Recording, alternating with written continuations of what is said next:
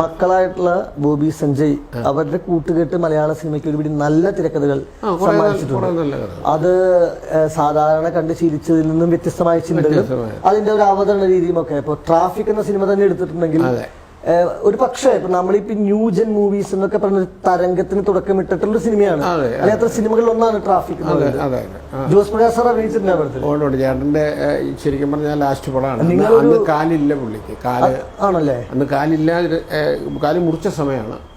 ഇവിടുന്ന് കൂടെ താവട്ടില്ലായിരുന്നു. അപ്പൊ ഇതുപോലെ ഇരുത്തി ഇവിടുന്ന് ഫ്രെയിം വെച്ചിട്ടുള്ളൂ. രണ്ട് ഡയലോഗ് നിങ്ങളൊരു നോ പറഞ്ഞ സിനിമയിൽ തന്നെ ഏറ്റവും എടുത്തു നല്ല ഡയലോഗ് ഒക്കെ ആയിരുന്നു. അപ്പൊ ഈ ബോബി സഞ്ജയന്റെ സ്ക്രിപ്റ്റുകൾ ഇത്രയും നന്നായിട്ട് പെർഫെക്ഷനോടുകൂടി രൂപപ്പെടുന്നതിൽ അങ്ങയുടെ എന്തെങ്കിലുമൊക്കെ കോൺട്രിബ്യൂഷൻസ് എനിക്ക് അങ്ങനെ പറയാൻ ഒന്നുമില്ല.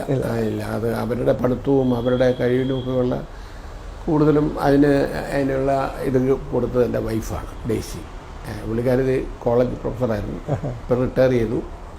ചെറുപ്പം മുതലേ വായിക്കും പിള്ളേർ. അവർ പഠിച്ചത് ഇവിടെ പള്ളിക്കൂടം സ്കൂളിലാണ്. മിസ്സസ് റോയുടെ ഈ അടുത്ത കാലത്ത് മരിച്ചുപോയി ആ സ്ത്രീ, മിസ്സസ് റോയ്, കോർപ്പസ് ക്രിസ്റ്റി.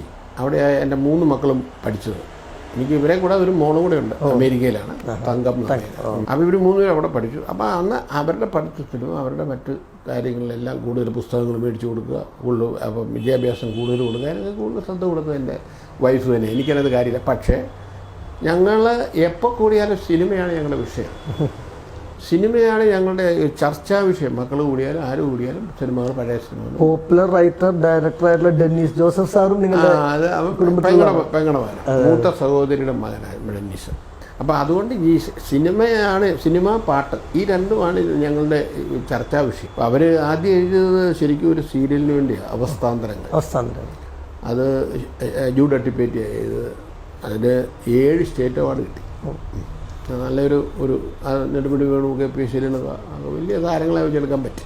അത് കഴിഞ്ഞ് അവരെഴുതിയതാണ് അവിചാരിതം, ഞാനും ശ്രീവിദ്യയുള്ള. അതിനും കിട്ടി 6 7 അവാർഡ്. അത് ഞാൻ അതും പ്രൊഡ്യൂസ് ചെയ്തതാണ്. അപ്പോൾ അതൊക്കെ ഒരു ഭാഗ്യമാണ്. പിന്നെ സാറ് മിനി സ്ക്രീനിൽ ഒരുപാടധികം ഫാമിലി ഓഡിയൻസിന് ഒരു 10-25 സീരിയലിൽ അഭിനയിച്ചിട്ടുണ്ട്. അതിന് പലതിനും ഈ സിനിമകളുടെ പേരുകളാണ്. ഇപ്പോൾ ആഗ്നേയം, അങ്ങനെ ഞാനെടുത്ത അത് സിനിമ അല്ല, സീരിയൽ ശരിക്കും ഞാനെടുത്ത സീരിയലാണ്. അവാർഡുണ്ട്. കെ രാജീവ്. അതൊരു സിനിമാ പേരാണ്. അതുകൊണ്ട് ഞാൻ പറഞ്ഞത് ആകാശദൂത്, മിഴിരണ്ടിലും അങ്ങനെയൊക്കെ സിനിമാ പേരുകളിലുള്ളതാണ് പല പിന്നീട് സീരിയൽ വരുന്നത്. ആഗ്നേയം ശരിക്കും പി വത്സരയുടെ നോവലാണ്.